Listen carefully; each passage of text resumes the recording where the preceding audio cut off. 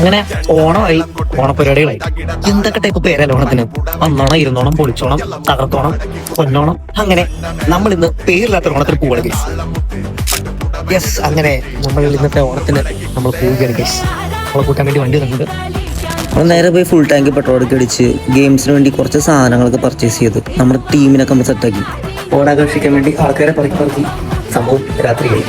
വന്നപ്പോഴേക്കാണ്ട് ഇവിടെ ഏറ്റവും ലാസ്റ്റ് വന്നത് നമ്മളാ. പിന്നെ ഡയറക്റ്റ് നമ്മുടെ കളികളിലൊക്കെ കയറി. ഞങ്ങളുടെ ഈ ഓണപ്പരിയുടെ മെയിൻ താരം നമ്മുടെ ജീക്കുട്ടി കേട്ടോ. ജീക്കുട്ടി ഭയങ്കര ഉഷാറാണ്, എല്ലാ കളിയിലും ഓടിടന്ന് പാർട്ടിസിപ്പേറ്റ് ഒക്കെ ചെയ്യുന്നുണ്ടായിരുന്നു. പിന്നെ ആര് ജയിച്ചാലെന്ന് പറ്റാലും നമ്മൾ കൈയടിച്ച് പ്രോത്സാഹിപ്പിക്കും. ഇതൊക്കെ രസമല്ലേ? ഏത് കേട്ടാ, ഞാൻ നേരത്തെ പറഞ്ഞ പോലെ നമ്മുടെ ജീക്കുട്ടി വീണ്ടും സ്കോർ ചെയ്തിട്ടാ. ഞങ്ങൾ പിന്നെയും കുറെ കളികളൊക്കെ കളിച്ചിട്ടാ. പക്ഷെ ഞാൻ ഫുൾ ടൈം വെയിറ്റ് ചെയ്തുകൊണ്ടിരുന്നത് സദ്യയുടെ സമയമാകാൻ വേണ്ടിയായിരുന്നു. ഫുഡ് അതാണല്ലോ നമുക്ക് മെയിൻ. സദ്യ റെഡിയാന്ന് പറഞ്ഞപ്പോൾ തന്നെ ആദ്യത്തെ പന്തി കയറി നമ്മളിരുന്നു. പിന്നെ ഒന്നും നോക്കിയില്ല, പപ്പടം കൂട്ടി ഒറ്റപ്പെടുത്തം കുടിച്ചു. എന്തായാലും സദ്യ പൊളിച്ച്. എല്ലാവരും തന്നെ വാഴയിലെ സദ്യ കഴിക്കുമ്പോൾ ഒരാൾ വെറൈറ്റിക്ക് പ്ലേറ്റിൽ സദ്യ കഴിക്കുന്നത്. നമ്മുടെ ഈ ഓണപരിപാടി സംഭവം സിമ്പിൾ ആയിരുന്നെങ്കിലും നമ്മൾ അടിച്ചു പൊളിച്ചു കേട്ടോ. അപ്പോൾ അത്രേ ഉള്ളൂ. ബൈ.